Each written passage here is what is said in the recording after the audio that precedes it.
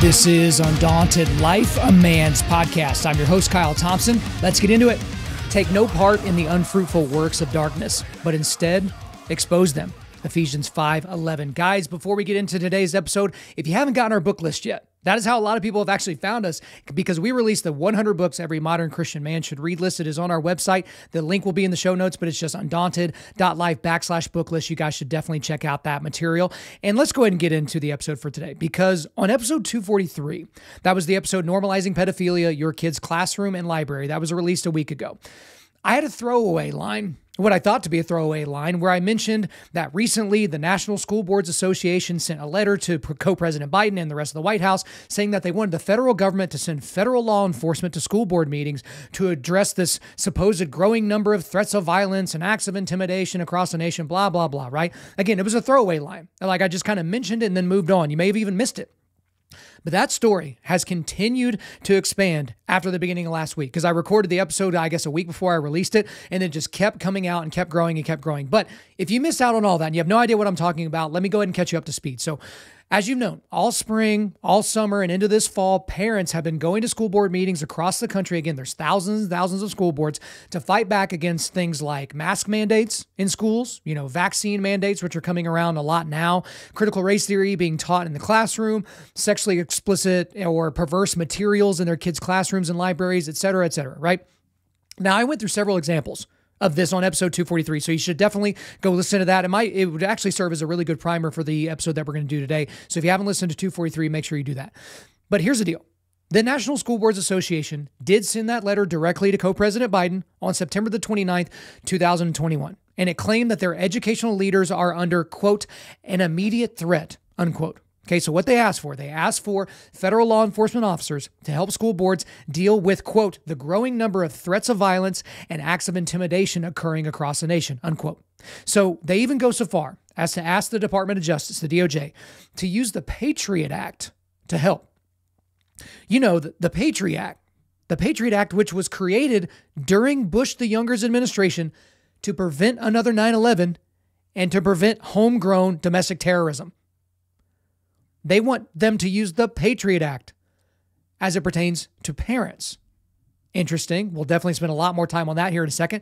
But on Monday, October the 4th, 2021, Attorney General Merrick Garland responded to that letter, validated the listed concerns, and vowed to use the power of the federal government to crack down on what he calls, quote, violent threats against school officials and teachers, unquote.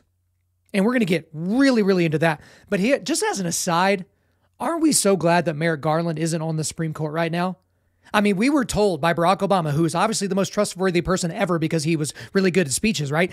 But this guy was told to us that he was going to be a moderate. This guy was going to be a moderate.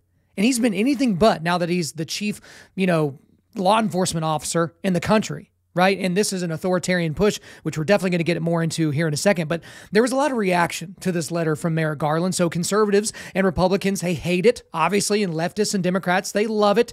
But there were House Republicans led by Representative Chip Roy of Texas. They sent a letter to the Biden administration and AG Garland calling the memo an effort to weaponize the DOJ and to curb constitutional rights. You have U.S. Senator Rand Paul, who's been a gangster as of late, but he's a senator from Kentucky. He said that, and this is a quote, moms at school boards are being told that they're criminals, potential domestic terrorists for the crime of dissent. And I think criminalizing dissent is something that we should all be appalled with, unquote. And then you also had the Missouri Attorney General Eric Schmidt. He said this, quote, Biden's Department of Justice is weaponizing its resources against parents who dare to advocate for their children. This dangerous federal overreach imposes a chilling effect on free speech by criminalizing dissent. I will always advocate for parents and will continue to push back against unprecedented federal overreach, unquote. But then the CEO of the NSBA, right, the National School Boards Association, Chip Slavin, he had this to say. He loved it. So here's his quote, The individuals who are intent on causing chaos and disrupting our schools, many of whom are not even connected to local schools, are drowning out the voices of parents who must be heard when it comes to decisions about their children's education, health, and safety. These acts of intimidation are also affecting educational services and school board governance. Some have even led to school lockdowns.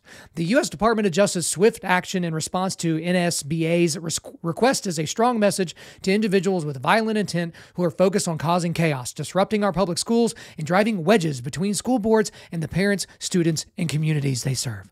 We need to get back to the work of meeting all students' needs and making sure that each student is prepared for a successful future.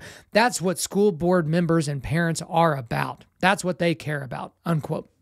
This guy, he's basically like Jesus, this guy. He cares about our kids so much, and he can't keep having these people, these parents, that certainly don't care as much about their kids as he does, getting in the way. He just can't have that anymore. Okay. But one thing I want to do here is I actually want to break down the letter from the NSBA, the National School Boards Association, to co-President Biden. Okay, now it is several pages long, and I'm not going to do all of it. I'm just going to pull out a few sections, and I'm going to leave a link to the letter in the show notes, because if you think I'm, categorizing anything differently or presenting it to you inaccurately, you can read it for yourself. But here are some of the highlights. Here's the first one. This is a quote, "Local school board members want to hear from their communities on important issues, and that must be at the forefront of good school board governance and promotion of free speech. However, there also must be safeguards in place to protect public schools and dedicated education leaders as they do their jobs," unquote. So here's the thing about that. They want to hear from the communities, and they want to promote free speech and have proper governance as long as it's 100% in agreement of what they want to do. So basically what they're saying in that section is they 100% want you to come and have your voice heard if you agree with them. But if you don't, they're going to categorize you differently, right? They're going to talk about how we need to put safeguards in to protect our people. That's kind of the what's actually being said there. That's what's undergirding the things that they're saying.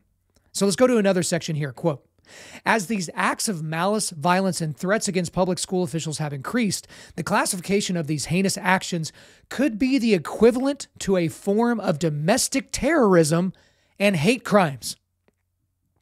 As such, NSBA requests a joint expedited review of the U.S. Department of Justice's education and homeland security, along with the appropriate training, coordination, investigations, and enforcement mechanisms from the FBI, including any technical assistance necessary from and state and local coordination with its National Security Branch and Counterterrorism Division, as well as any other federal agency with relevant jurisdictional authority and oversight.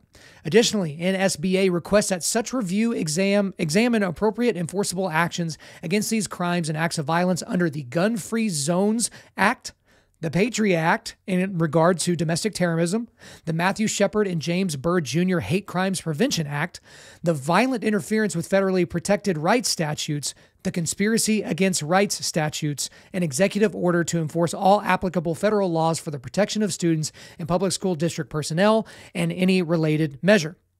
As the threats grow and news of extremist hate organizations showing up at school board meetings is being reported, this is a critical time for a proactive approach to deal with this difficult issue." So there's a lot there, but let's go into the things individually. Let's go right back to the beginning here. And there was this quote, "As these acts of malice, violence, and threats against public school officials have increased, the classification of these heinous actions could be the equivalent to a form of domestic terrorism and hate crimes." So, translation, what the NSBA is saying, that when a parent gets up and threatens to get the person kicked off the school board, or demands that they resign, or demands that they remove pedophilic pornographic books from their kids' library, that could be the equivalent to a form of domestic terrorism and hate crimes. I mean, my goodness, the hoops that the lawyer that wrote that sentence had to go through. Because it's, again, actions could be, there's your first one, the equivalent to a form of, there's your second one, in the domestic terrorism and hate crimes. It is absolutely astounding that they would even say something like that. But again, you could even see in that sentence that they're trying to cover their butts because parents are probably going to sue them for this. And, God help them. I hope if they win, I hope they take them for everything they're worth. But then you saw there towards the end of that segment, they were talking about several different acts and, government laws and different things. And you're like, wait a minute, how do these things apply? So let me run down what each one of those things were again, because I mentioned them kind of quickly, and say what they are. So there was the Gun-Free Zones, or the Gun-Free School Zones Act of 1990. So this is an act of U.S. Congress that prohibits any unauthorized individual from knowingly possessing a loaded or unsecured firearm at a place that the individual knows or has reasonable cause to believe is a school zone. Okay?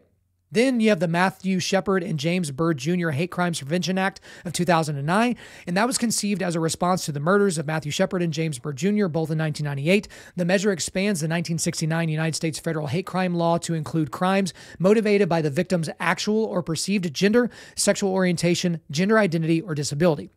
Then they mentioned the Violent Interference with Federally Protected Rights Statute. So the statute makes it a crime to use or threaten to use force to willfully interfere with any person because of race, color, religion, or national origin, and because the person is participating in a federally protected activity, such as public education, employment, jury service, travel, or the enjoyment of public accommodations, or helping another person to do so. And then they mentioned the Conspiracy Against Rights Statute, which this statute makes it unlawful for two or more persons to conspire to injure, threaten, or intimidate any person in any state, territory, or district in a free exercise or enjoyment of any right or privilege secured to him or her by the Constitution or the laws of the United States. Okay, so this is what you might be thinking right now. What do all of those laws and statutes have to do with this situation? And the answer is pretty clear. Absolutely nothing. Those statutes and those laws have to do with nothing being described. And again, remember, they invoked the Patriot Act earlier. Okay? Essentially, the reason that they're mentioning these things in the letter is it's just giving them the justifications by which they will label and call angry parents domestic terrorists guilty of hate crimes. That's why they're doing this. Because there's no other logical explanation. Why would you elucidate those things? Why would you even include those different acts and laws in there? Unless you were planning on calling these people and categorizing them in a certain way. And here's the third section here I'll read, quote, NSBA believes public discussions and transparency by local school board members are important for the safe and effective operations of schools. It is vital that public discourses be encouraged in a safe and open environment in which varying viewpoints can be offered in a peaceful manner. Our children are watching the examples of the current debates, and we must encourage a positive dialogue, even with different opinions. However, with such acute threats and actions that are disruptive to our students' well-being, to the safety of public school officials and personnel, and to interstate commerce, we urge the federal government's intervention against individuals or hate groups who are targeting our schools and educators, unquote. Now, one thing that you have to remember is anytime you see someone use the word, anytime you see someone with this worldview use the word safe, right? They mean where you don't challenge them. Because when you come to them with an idea that is contrary to their idea, that's considered unsafe. Again, we've expanded the definition of violence way beyond actual physical harm to somebody to include, hey, you didn't make me feel safe because my ideas were being challenged. And you like how at the end there, they just kind of throw in, the federal government's intervention against individuals or hate groups who are targeting our schools and educators, as if they're the same thing. It's like they want us to equivocate these people in our brains. Now, guys, I just want to be fair here, because I know some of you might be thinking, well, Kyle, if there are domestic terrorists threatening or saying that they're going to do violence to people on school boards, wouldn't you want to protect these people? To which I would say, yeah, of course. But that's not what we're dealing with here. You know how I know? The letter that they sent to Co-President Biden cites a bunch of examples of what they deem to be harassment and intimidation. But the letter cites one example of actual physical violence. One in the whole country.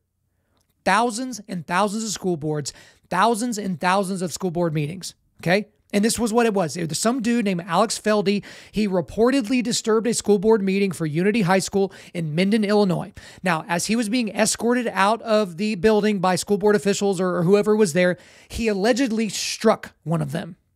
So I don't know what that means. Did he actually, hit them? Did he, just kind of push them with his elbow? We don't know yet, right? Because as of right now, it's just an allegation. But let's assume he did do that. On his way out, he just, gave a guy a slobber knocker, right? Just right to the kisser. That's it. That's the main example. They're reaching out to the Department of Justice and federal law enforcement because one guy in one city at one time might have hit somebody on his way out of the building. But guys, in order for them to prove their point that they are under these dire circumstances, they have to lump all negative things into the same category and pretend that they're the same. Okay? So these people, the NSBA and other people like them, their perception of harassment and intimidation and threats and violence are just as bad as actual violence categorically. They have to lump them all in together. They mention them in the same sentence in the same way as if those things are created equal, which anyone with a functioning brain realizes that that's not true. Because if you were to stand outside my house right now and say, Kyle, I hate you, you're stupid. Okay, that could be harassment. If you stay there and then you come every day at the same time to do that, it might actually get a little bit funny. But then if you were to intimidate me, if you were to, come to me as I'm leaving the neighborhood and say, hey, you're really stupid, I hate your face, I want to hit it. Right? Okay, well, that's intimidation. Like that's a little bit different than just straight up harassment. And then there's the threat of violence, which was in there as well. But if you're like, no, seriously, the next time I see you, I'm going to put these knuckles right in your face. I'm going to do it. There's nothing you can do about it. Again, that's a threat of violence. That's going a little bit further. But then if the next time you see me, if you actually do, give me your best shot, you punch me in the face, that's different. At each of these levels, these things are not the same. But in order to have the effect that they want of this letter on the federal government, in order to actionize them and weaponize them, they have to lump them all together. But now I actually want to break down the response from the DOJ, right? So from the Attorney General, Merrick Garland, because the full text of his memo, it's only one page long. It'll be in the show notes, but there's one key section from this that I want to read to you, and it says, quote, coordination and partnership with local law enforcement is critical to implementing these measures for the benefit of our nation's nearly 14,000 public school districts. To this end, I am directing the Federal Bureau of Investigation, the FBI, working with each United States attorney to convene meetings with federal, state, local, tribal, and territorial leaders in each federal jurisdiction or judicial district within 30 days of the issuance of this memorandum. These meetings will facilitate the discussion of strategies for addressing threats against school administrators, board members, teachers, and staff, and will open dedicated lines of communication for threat reporting, assessment, and response. The Department is steadfast in its commitment to protect all people in the United States from violence, threats of violence, and other forms of intimidation and harassment. Now, this memo cites 0 examples of harassment, intimidation, or threats of violence from parents. None whatsoever. But I do want to give you a little bit of a recap, okay? So, in the eyes of the FBI and the Department of Justice, if you want to loot someone else's store, if you want to burn buildings down, if you want to take over police stations, if you want to throw crap through store windows, all in the name of racial justice or fighting against systemic racism, that's all good. All good. We're good here. If you want to follow a female United States senator into the bathroom and film her, as people did in Arizona with Senator Kristen Sinema because they disagree with some of the things she's doing politically, all good. No issues here. It's just something that happens. Just something that people do. But if parents get angry at a school board meeting and vow to protect their children at all costs, they must be treated like terrorists. It's the only logical way of operating. They have to be treated like terrorists, right? Because just think about this. Let's say Merrick Garland responded in this same way so quickly to people that are destroying things because of Black Lives Matter. Right? Let's just think about that. Now, I know some of you might be thinking, well, a lot of that went down when Trump was still in office. And again, I think that the Department of Justice should have done a whole lot more than what they did. But a lot of the federal government was actually, they were kept out of these communities. They could not have protected these communities, right? These were blue cities with blue mayors and blue governors, and they just let it run ragged, right? Because it was politically expedient for them. It was good for them politically. But can you imagine if the Department of Justice was operating with any type of morality and was appropriately asphyxiating that to different positions and different things that are actually happening in the world, not these made up farcical things. Again, one example of violence. One. You would have thought there would have been tons of them. But again, this is the power of narrative, you guys. Just think about it, because whenever you see these different, people doing these surveys and things like that, and you ask them, how many unarmed black men are killed in the United States every year, and they think it's thousands and thousands, as opposed to less than 20 every single year, it's because narrative. And now the narrative from these people in the media and from these Democratic politicians and from people on the left is that there are people that, like, school board members are being kidnapped. They're being beaten. They're being absolutely harassed to the point where they're pulling their hair out. That's what they want you to believe is happening, but it's just not the case. It's simply not the case. So we need to be real about what's actually going on here, okay? And it's that the teachers union, they are weaponizing the federal law enforcement officers to silence parents that aren't in step with their programs and mandates.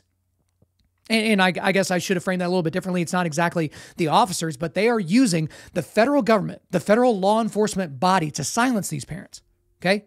So remember, these teachers unions and school boards are on the wrong side of every issue. Every single one of these issues. CRT, sexually explicit and perverse content in classrooms, masks and vaccine mandates, they're on the wrong side of all of these things, okay? And when you're wrong and can't prove it otherwise, you have to do whatever it takes to silence your opposition. In this instance, the opposition are angry parents. But again, these people are not interested in debate. They're not interested in you coming up there and convincing them to do something different. They have made up their minds and they just need you to shut up about it. And what's one way to get people to self-censor? If they think they're going to be put on a watch list, if they're going to be categorized under the Patriot Act as a potential domestic terrorist, right? That's why they're doing this. They're not doing this because they're actually scared, because they're not. These people, in very, very few cases, so far we know of one, are actually being assaulted, right? And in that instance, it wasn't a member of the school board. It was somebody that was escorting the guy out of the building, allegedly. But another thing about this whole situation is that if people on the secular left don't like your ideas or how you express them, even when you express them legally under the protection of the First Amendment, they will just categorize you as a domestic terrorist or a perpetrator of hate crimes or a perpetrator of hate crimes.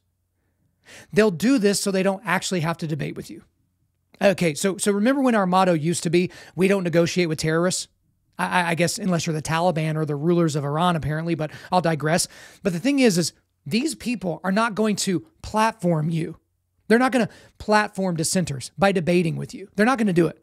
That's why you see a lot of prominent people on the right, debaters. So whether that's, Ben Shapiro or Dennis Prager or any of those types of people, they basically beg people on the left to debate them, and they, for the most part, won't do it. I know Ben Shapiro had a debate here recently with somebody that was, I think, an avowed socialist, but at the same time, those are few and far between. Because I think inherently these people know that their positions are untenable, but they don't want to have that proven in front of people. And there's no way for them to actually defend their positions. It's way easier for them to point at the person that's challenging their position and call them a racist. That's kind of a common thing right now, right? If you brand someone as a racist, you never have to talk to them. Well, why? Because they're a racist. They're evil. Why would I platform that person? Why would I even talk to them? Okay? They don't have to provide any evidence of their positions if they can just call you a name. Right? And they don't even have to provide any evidence to say that you are a racist or a domestic terrorist or a perpetrator of a hate crime. They just need to say it out loud. And then it'll get repeated on the internet, on Twitter. It'll get repeated on CNN and MSNBC. And then the next day, the New York Times and Vox and the Washington Post will put out an article about it. And then all of a sudden, that's the narrative. These parents aren't just concerned parents. They're domestic terrorists. They're perpetrators of hate crimes. And we know it's true. Well, how do you know it's true? I don't know. Because we said so? Because we said it's true? But again, I don't just like describing what's going on. I like to actually prescribe what's going on and what you can do to actually fight back. Now, remember, I'm going to go through several different things here about how you can fight back, but just remember you're on the right side of this issue, whatever the issue is, right? And I already kind of went through the list of the different issues that are being debated right now. So don't ruin that by resorting to actual harassment, intimidation, threats of violence, or violence. Because some of you are so fired up and you're so, desperate to protect your children. And I get it. You got that mama bear, papa bear thing going on. But these people would love nothing more than a real example of actual violence or actual harassment. Because then they could exploit that. I mean, just look at what they've been able to do with fabricated examples up to this point. They've been wickedly effective enough to send a letter to the White House, get a response almost immediately from the Attorney General of the United States that says, yeah, I completely agree with you. And not only that, we're going to do what you asked of us. We're going to send out federal law enforcement to help you out, right? We're going to do it almost immediately. But another thing is you shouldn't get tired or bored or distracted at this point. You need to keep the pressure on these school districts. You need to keep the pressure on the people that are running the school districts, okay? Don't let the national news cycle distract you. Because again, and I've mentioned this several times, when's the last time you thought about what's going on in Afghanistan? If you're not following the reporting of Holly McKay or anyone else, Laura Logan, or anyone that's on the ground or has connections there on the ground, have you been following what's going on there? Do you know what's going on there this week? Or was that something that just happened a month ago? Oh yeah, that was really unfortunate when those people were falling from airplanes. Yeah, that was unfortunate, but things. Trump did a rally and I don't think I like that. Or, Biden fell asleep and pooped his pants on national television. We need to talk about that. Don't get distracted. There's a lot of things going on that's going to take your eye off the prize. You can't let your eye off the prize at this point, okay? Also, go back and listen to episode 243, okay? Just from last week. I gave you the steps that you can take to make sure that you have some control over what materials are in your kids' classrooms and libraries. And I even had some people like, well, how do I do that? I give you the steps there. What was it, like 7, 8, or 9 steps? Like I just put it right there. And there are even parents that are being frozen out by school districts across the country that are suing the school districts, right? Under the Freedom of Information Act. Get together with some parents that have some means and make sure that you can do that. You have to know what's going on. If you've got to get into the school, I'm not telling you to break the law, but if you got to get in a unique way so that you can confirm things for yourself, I would encourage you to do that. Again, I'm not telling you to break the law to anyone that's going to clip this later and put it on some stupid blog. But I do have some tips and tricks that I want to give to some of you because I know for some of you, and this is what we'll kind of wrap up with, you're thinking about actually addressing your school board. You're looking at your calendar and you see a school board meeting coming up and you're like, okay, I think I want to go up and speak my mind. I think I want to be bold and I want to, bring in some other parents with me, but I want to speak my mind. So here are some tips. Number 1, don't show up alone. Okay.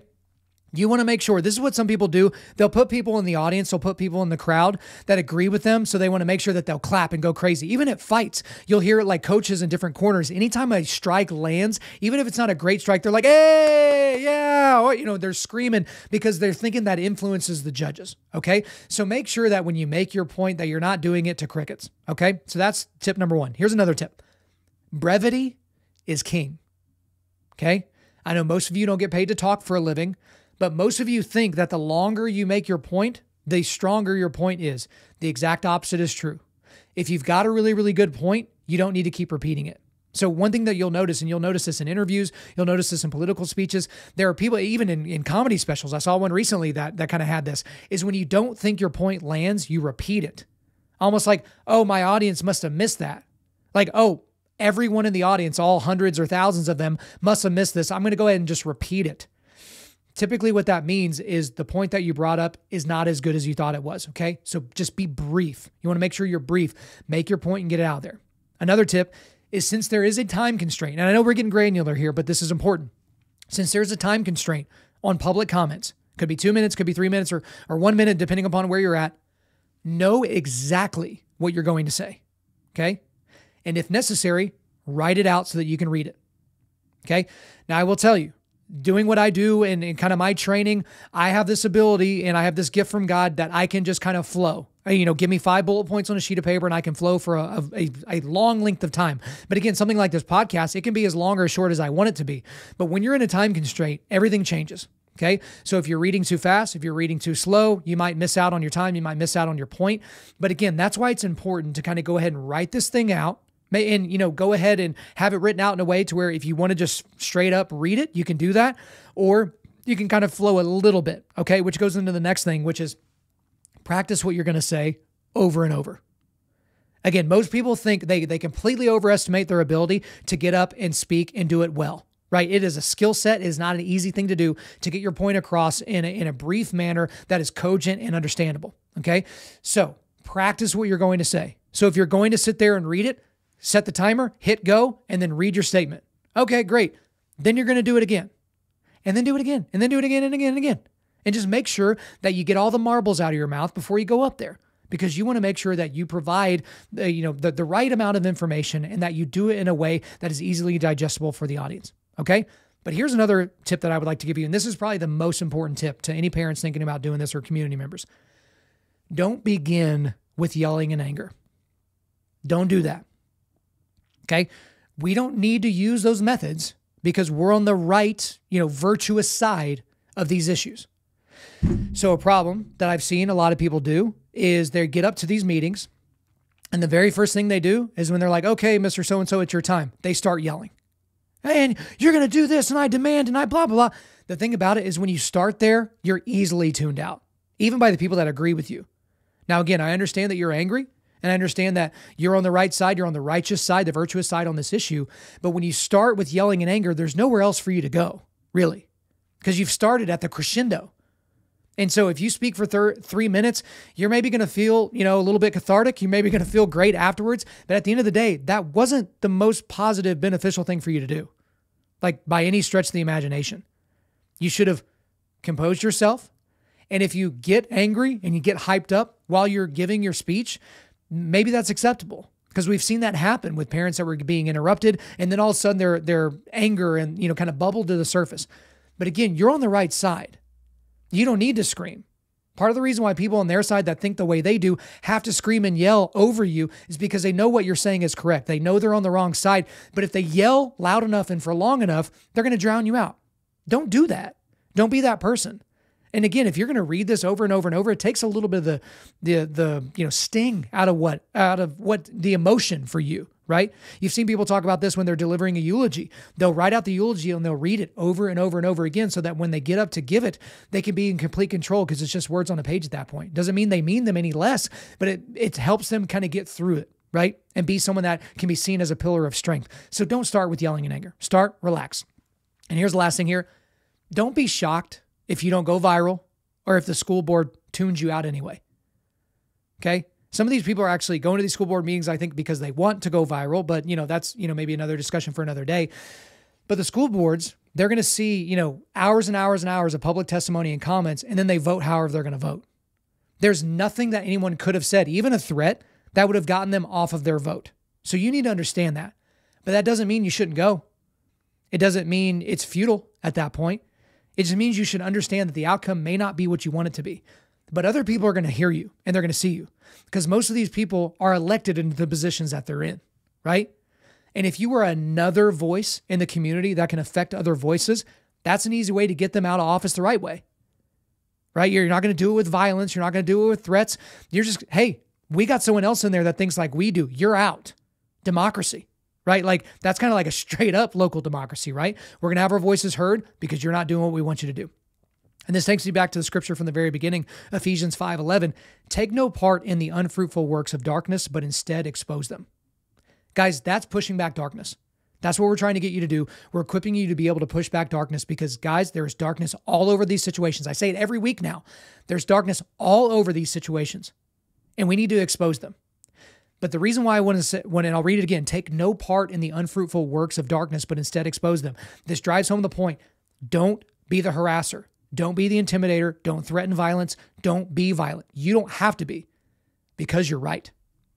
All right, guys, before we go, we are going to do a quick resilience boost. As you know by now, at Undaunted.Life, our mission is equipping men to push back darkness with content that forges spiritual, mental, and physical resilience. So the links I've got for you today, I've got a link to our book list, the 100 books every modern Christian man should read. But then also I've got the National School Boards Association letter to Joe Biden, so you can read that. It's about 6 or 7 pages long. I also have the response from Attorney General Merrick Garland there, so you can check that out. And then there's also a press release from the Department of Justice that reflects the same information. All right, guys, thanks so much for listening to the podcast. We really do appreciate it. Wherever you're listening to this, please subscribe, rate, and leave a positive review. If you want to come speak live at your event or on your podcast, just shoot me an email to info@Undaunted.Life. That's info@Undaunted.Life. You can follow us on Instagram and TikTok and like us on Facebook, and check out our website for everything else, including how to donate to keep more content like this coming your way.